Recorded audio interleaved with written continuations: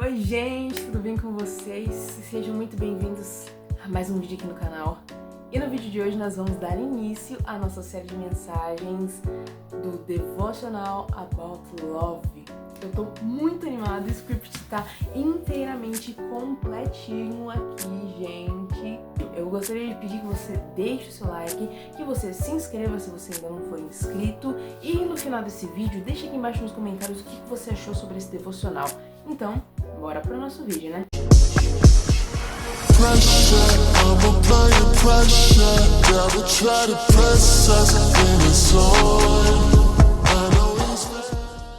Bom, eu vou começar já lendo para vocês o devocional. O título do nosso devocional é Dom Quixote e Rocinante em Os Irmãos Dom Quixote. Não vou falar muito sobre o Doflamingo, mas eu vou falar mais sobre o Rocinante. Nome: Dom Quixote Rocinante, de nascença. Naipe do baralho: ele era o coração. Local de nascimento: Mary Joyce. Idade: 26 anos. Aniversário: dia 15 de julho. Altura: 2,93.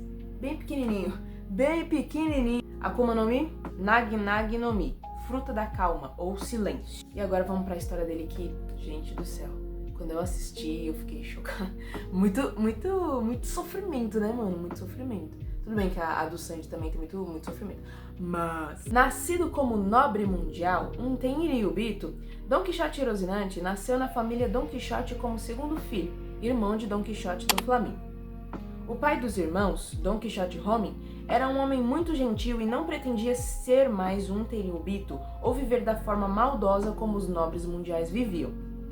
Por isso, ele revogou o título de nobre mundial para viver entre as pessoas comuns de forma mais pacífica e humilde.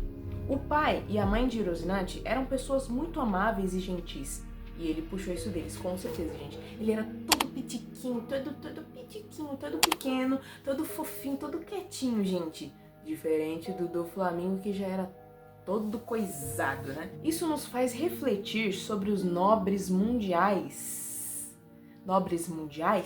que habitam dentro de nós.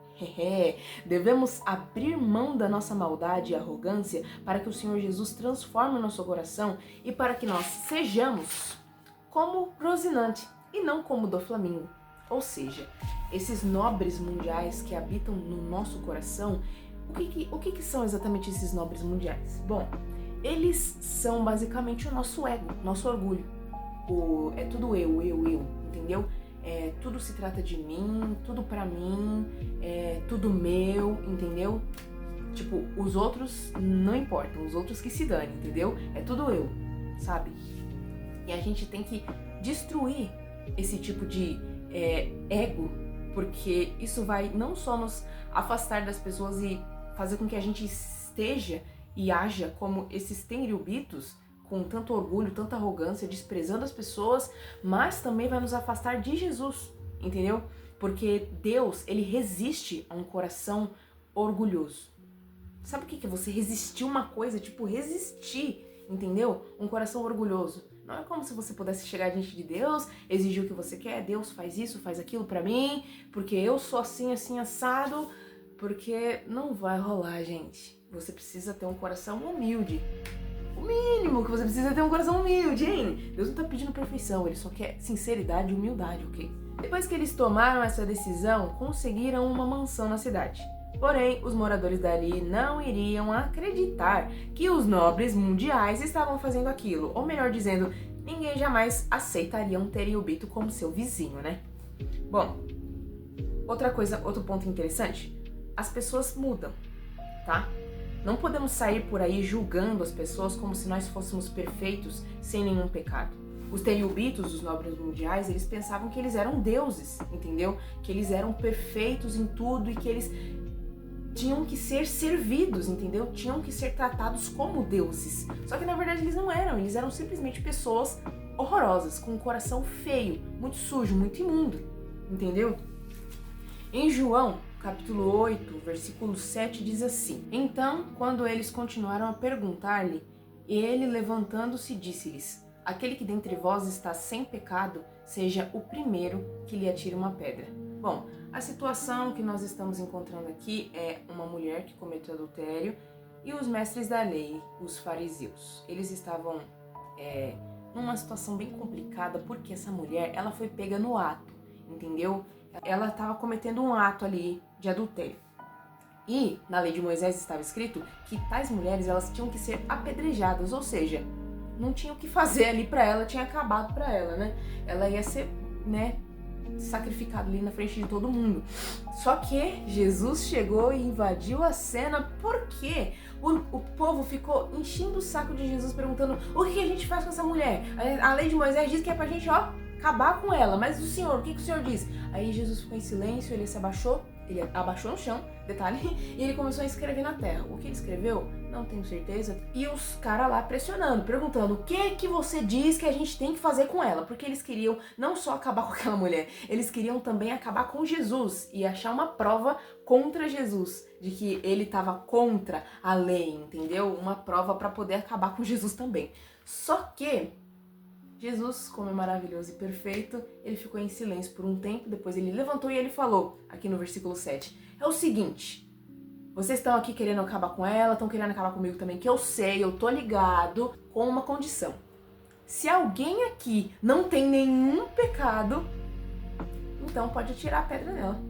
E ninguém podia fazer isso, porque todos pecaram. Foi soltando as pedras um por um e indo embora. Ou seja, ninguém é perfeito, gente.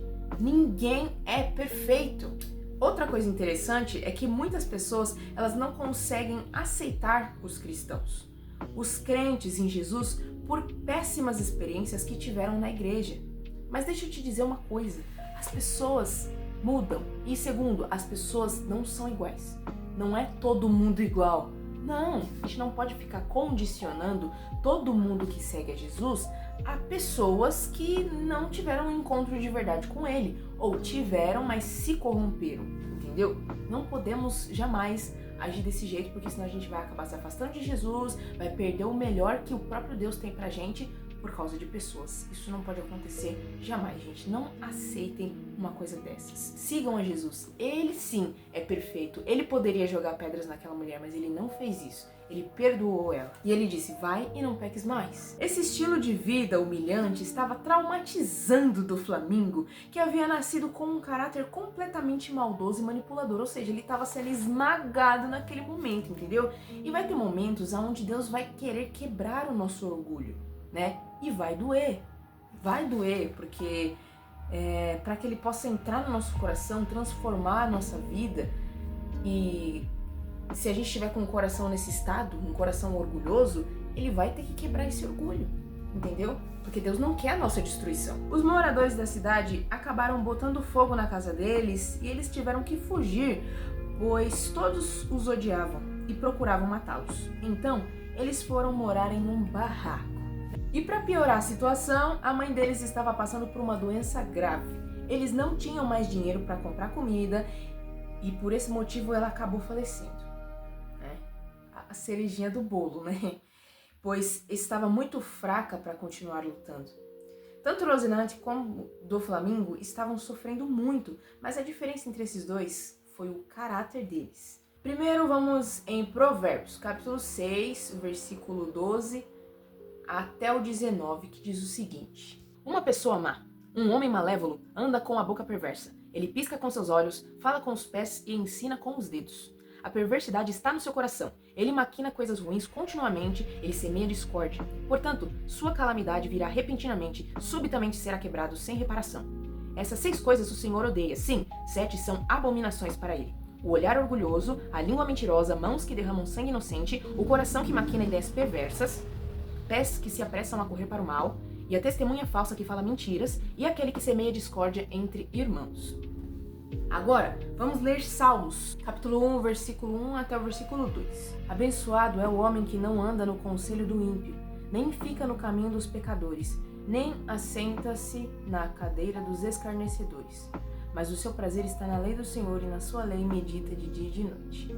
Para resumir melhor, no final das contas, o Flamingo acabou, o pai deles. Ele literalmente, por ódio, e por vingança, né? Não somente pelo que aconteceu com a mãe dele, mas por toda a situação que tava acontecendo, porque, primeiramente, do Flamingo, ele nasceu como um teriobito de sangue, mano.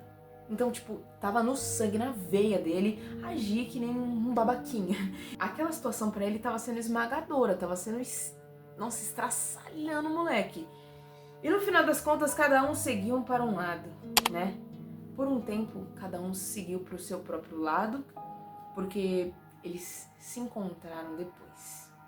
Esse foi o primeiro vídeo dessa nossa série de mensagens, espero que vocês tenham entendido, espero que vocês tenham gostado.